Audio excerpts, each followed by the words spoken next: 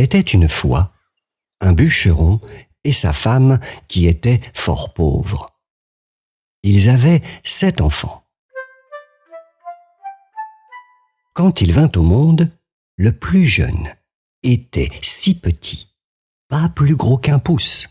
On le surnomma alors le Petit Poucet. Une année terrible, la famine fut si grande que ces pauvres gens prirent la décision affreuse d'abandonner leurs enfants. « Ça me déchire le cœur, mais je ne peux me résoudre à voir nos enfants mourir de faim devant nos yeux. Nous irons demain les perdre dans la forêt, » dit le père. La mère ne répondit pas et tomba en sanglots.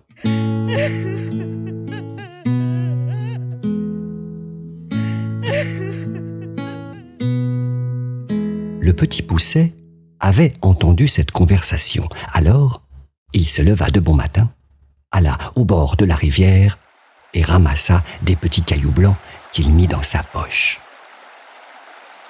Puis, toute la famille partit à travers la forêt épaisse. Le bûcheron coupait du bois et les enfants ramassaient des brindilles pour faire des fagots.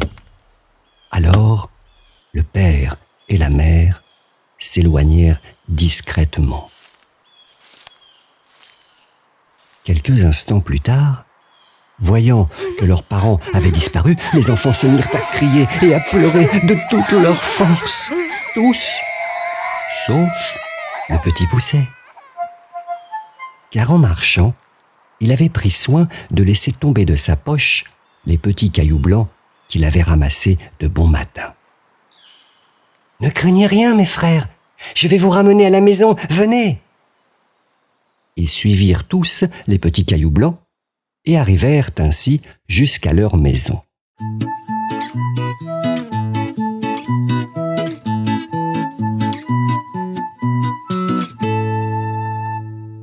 Les parents furent heureux de revoir leurs enfants, mais malheureusement, la famine perdurait et quelques jours plus tard, ils se décidèrent de nouveau à les abandonner.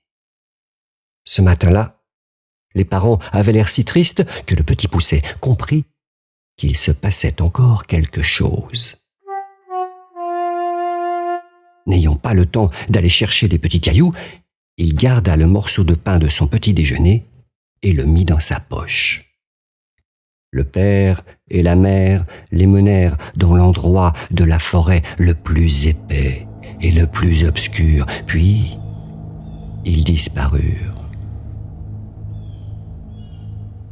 Le Petit Poucet pensait retrouver son chemin aisément grâce au petit morceau de pain qu'il avait semé sur son passage, mais malheureusement, les oiseaux avaient tout mangé. Alors, le Petit Poucet grimpa en haut d'un arbre, scruta l'horizon et vit une petite lueur au loin. Avec ses frères, ils se dirigèrent dans la direction de cette lumière. Quelques instants plus tard, ils arrivèrent devant une grande et vieille maison tout en bois. Ils frappèrent à la porte et la porte s'ouvrit. « Bonjour, nous nous sommes perdus dans la forêt et nous aimerions passer la nuit chez vous, s'il vous plaît. »« Mes pauvres enfants, savez-vous que vous êtes dans la maison de l'ogre? Et les petits enfants comme vous, ils les mangent. » Le Petit Poucet répondit: « Si nous restons dans la forêt, de toute façon, les loups nous mangeront cette nuit. » Alors, la femme de l'ogre fit entrer les enfants dans la maison et les cacha. Soudain, 3 coups retentirent dans la maison. C'était l'ogre qui revenait. « Ce sont les chairs fraîches ici, » cria-t-il. « Que me caches-tu, femme ?»« Mais rien, » répondit la femme. Vous mentez. Qu'est-ce que vous cachez ?» Alors, l'ogre courut dans toute la maison, reniflant chaque pièce, et malheureusement, il tomba sur les 7 petits-enfants. Voilà de bons morceaux que je vais déguster avec une bonne sauce. Je vous ai préparé un veau, 2 moutons et la moitié d'un cochon. Vous aurez bien assez de temps de manger ces enfants demain. Tu as raison, dit l'ogre. Donne-leur quelque nourriture à grignoter, afin qu'ils ne maigrissent pas, et va les coucher. Après le repas, elle les emmena dans la chambre des 7 filles de l'ogre. Il y avait 2 grands lits dans cette pièce immense. Les petites filles dormaient déjà, paisiblement, dans un des 2 lits. Elles portaient toutes une couronne sur la tête, oui, même pour dormir. Les enfants se couchèrent donc dans l'autre lit, qui était juste à côté. Petit Pousset ne ferma pas les yeux tout de suite. Il réfléchissait. Alors, pendant que l'ogre buvait des litres de vin rouge, il retira délicatement les couronnes et les remplaça par les bonnets de ses frères. Ensuite, il disposa les couronnes sur la tête de ses frères et s'endormit. L'ogre, ayant fini de manger, monta alors dans la chambre et dit « Je vais leur couper la tête dès ce soir. Ils n'en seront que meilleurs demain matin. » Il trouva les 7 petites têtes coiffées d'un bonnet, sortit son grand couteau et les décapita toutes d'un coup. Puis, il alla se coucher.